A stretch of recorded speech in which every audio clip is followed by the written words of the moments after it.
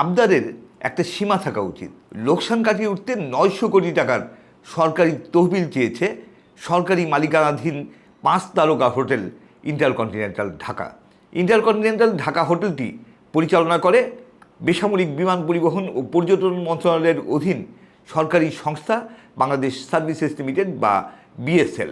বিএসএলের এই পর্যন্ত ঋণ রয়েছে 897 কোটি টাকা। এখন তারা চাচ্ছে আরও 900 কোটি টাকা। আর বেসামরিক বিমান পরিবহন ও পর্যটন মন্ত্রণালয়ে বিএসএলের পক্ষে অর্থ মন্ত্রণালয়ের কাছে চিঠি পাঠিয়ে বলেছে যে অনুদান না পেলে হোটেলটি দেউলিয়া হওয়ার ঝুঁকি রয়েছে। আমরা ভিউজরুম এই প্রস্তাবের তীব্র প্রতিবাদ জানাই। আমরা মনে করি জনগণের করের 900 কোটি টাকা দিয়ে 5 তারকা হোটেলকে বেল আউটের কোনো কারণ নেই, বরং এই হোটেলটিকে বেসরকারীকরণ করার জন্য দ্রুত প্রয়োজনীয় পদক্ষেপ নেওয়ার জন্য আমরা অন্তর্বর্তী সরকারের প্রতি অনুরোধ জানাই।